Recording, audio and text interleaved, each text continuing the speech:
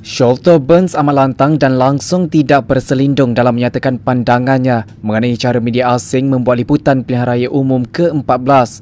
Sebagai pengulas dan penganalisis dengan lebih 20 tahun pengalaman dalam bidang kewartawanan, Byrnes meneruskan fokusnya kepada ketidakadilan semula jadi media asing terhadap kerajaan tetapi bersikap sebaliknya terhadap pembangkang. Dalam wawancara bersama Syed Umar Arif dan Nurlila Zulkifli, beliau mempersoalkan kredibiliti liputan isu seperti BRIM, GST, 1MDB, derma Arab Saudi kepada kerajaan Malaysia serta siasatan luar biasa Jabatan Keadilan Amerika Syarikat. Byrnes adalah fellow kanan Institut Kajian Strategik dan Antarabangsa ISIS. Ikuti wawancara penuh dalam BH Ahad. Now, I speak as someone who was a full-time journalist in Britain for 20 years. Worked for a series of what we still call Fleet Street publications, The Independent, The Evening Standard, Sunday Telegraph, New Statesman, and I've written for lots of other publications too. When they're covering a country like Malaysia, there's probably very few people on the staff who really know very much about the country. And they're not going to write about the country all the time either. So when something comes up that is big enough to make the foreign pages, there is often a very black and white way of looking at the country.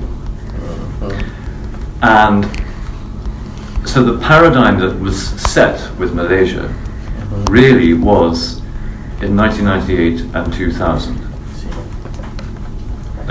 Anwar's fall from grace, the trials, going to prison.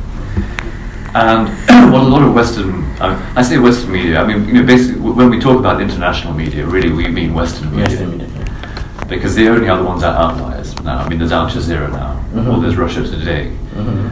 And they may be worth watching for their own reasons, but really we're talking about, we're talking about the New York Times or the Financial Times or these kind of papers. They are all Western papers, or BBC, CNN. And so what they would do in a situation like that, they would say, okay, and I think it really is that simple. It's a question of who are we going to support and who are we going to criticize? It's like, who are the good guys and who are the bad guys?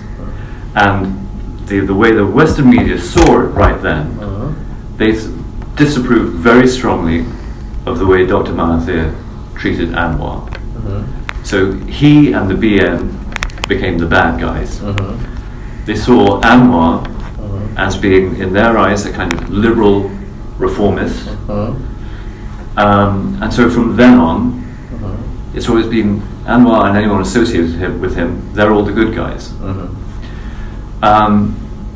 Now they didn't, that's a very unnuanced way of looking at it, There are very few Western journalists who said, okay, so if Anwar is a liberal reformer, what about his group, his background as an Islamist youth leader? If he's a liberal reformer, what about his role in removing English from the education system? What about his role as well, he was more than a warlord, really, wasn't he? But a kind of big cheese in UMNO. Someone who, if he hadn't struck so early, may have won the prize of being the Prime Minister within UMNO. Someone who only just became a reformer after he got sacked. So there isn't any kind of delving into that. And I think in the years since, this is really where the Western media starts when they look at Malaysia. They still think, okay, who are these guys still around? Anwar, he's back in prison again. So we're still going to root for him and all the people who are with him. And who's put him in jail? This is how they would see it. They say, oh, BM put him into jail. So we're going to criticize that. And so that kind of, the whole position from where they're starting is, it's not really a level playing field. If you think of every way that you could caricature the BN government in a negative way, that's how they view it. So that's what you're dealing with to begin with. And so when you're talking about the coverage of this election, for instance,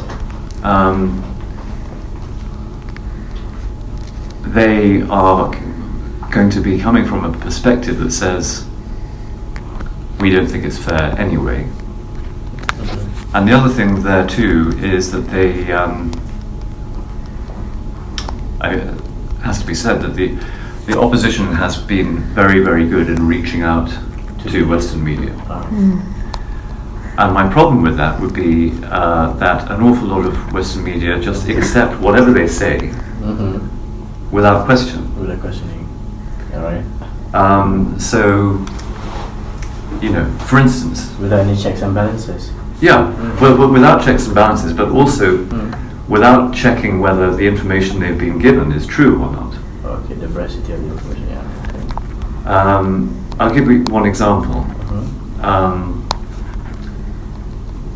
Tun Mahathir, as you know, has been very fond of saying again and again and again that Malaysia has become one of the top 10 corrupt countries in the world. Now, there's actually no basis for saying this, in fact, at all. There is no such list.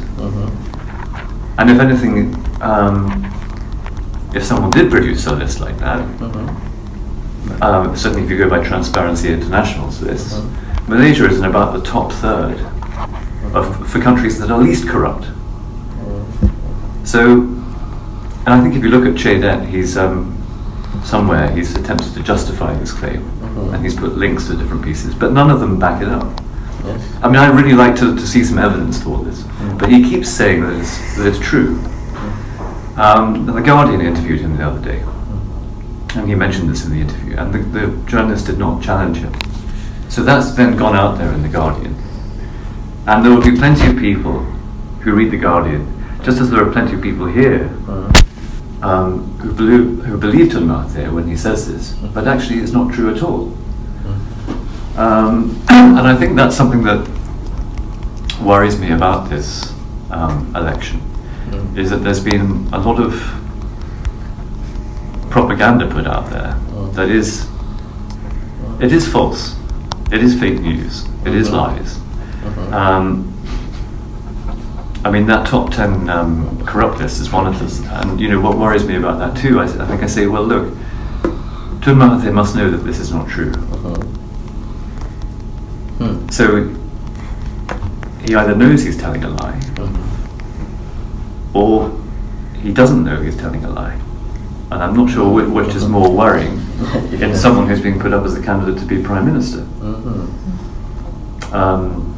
I mean, just as another example of that, with 1MDB, you know, we know that opposition people have been going around saying, you have to pay GST because the money's lost all this money on 1MDB, and GST is raising the money that's gone missing. Yes. And we know that's not true. We know that GST is there to cushion the impact of the fall in oil and gas prices, basically. I mean, it's there partly for that, but also partly as a very necessary broadening of the tax base. You know, like the vast majority of countries in the world have something like that. I mean, you two correct me if I'm wrong, but as far as I know, actually the only government money that's ever gone in, government money that has gone into 1MDB is 1 million ringgit to begin with. I think they gave a soft loan to 1MDB, which was then repaid. Now, I'm not going to go into 1MDB, that's whatever it is, but they are repaying their debts themselves. So we know that GST is not going to 1MDB. It's not being used for that. But people are going around saying this, that they must know that they are telling lies. And I think if you have a situation like that, that's it's very bad for politics in general, because if we can't agree on common facts, you know, if I say to you, look, that's a chair, and you say, no, it's a TV, how can we have a discussion? Yes, you of know? course.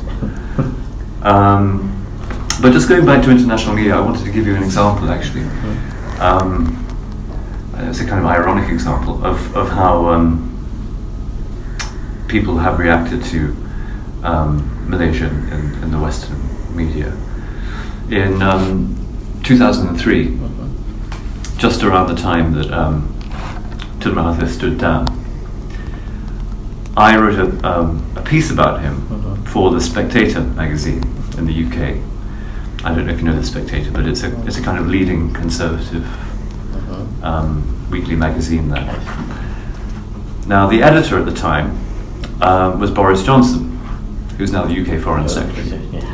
And we'd been talking about the idea of my writing something about Tun Mahathir for a bit. Then Tun gave his speech to the OIC. Do you remember that one? That kind of got quite a lot of attention around the world. Yes. And Boris Johnson called me up and said, "Okay, write the piece now. How soon can you do it? Monday or whatever, you know." And basically, it was a piece defending him, because of course he came in for a lot of criticism over the OIC speech, particularly what he said about Jews, if you remember. So this piece came out on a Thursday. The very next day, I, by name, and The Spectator magazine were attacked in the Daily Telegraph newspaper. Wow. Now, what was really extraordinary about that is The Spectator and The Telegraph are sister publications. Okay. And in the main leader column, we were attacked. And in fact, one of the Telegraph leader writers, who was an associate editor of The Spectator, he threatened to resign as associate editor of The Spectator because they published this piece I'd written defending Tun. So that gives you the kind of it's not that the Western media are kind of against the whole idea of Malaysia per se, but they have had they've started from a very negative point of view on BN, and I'd say there's lots of other things that they just get wrong, you know, because they just don't understand this country. You'll hear sometimes people who are criticising BN, they say, "Oh, and this NEP and pro-Bumiputra policy," they'll say, "This is like apartheid in South Africa," which is a ridiculous comparison. Yes, they went overboard. It's very overboard. Yeah. But I think that doesn't mean that everybody or every paper that writes these kind of publications is doing so maliciously. It may be that they don't understand enough. You know, they haven't spent enough time here, and they'll often fly people in. I remember one paper did a profile of Dato Sri Najib 2 or 3 years ago, and he was this paper's Asia editor. So they always thought, okay, you know, he's our most authoritative guy. We'll get him to do it. And I had a long conversation with him on the phone, and I thought, you don't really know this country. You know, you may be an expert on Japan, but your knowledge of Malaysia is really very thin, and you're going to be the one who's going to do this profile, which will then seem to be very authoritative because it's in this big newspaper. Just as an aside, one of my early tutors in Malaysian politics, actually right from I think the very first time I came out here, was the late Tan Sri Abdullah Ahmad, Okay. who became a very dear friend. I see. And he, my time chatting with him right from the start, he'd say, "Yeah, don't believe everything here. It's actually like this. It's like this. You've got to know all this kind of stuff." Right.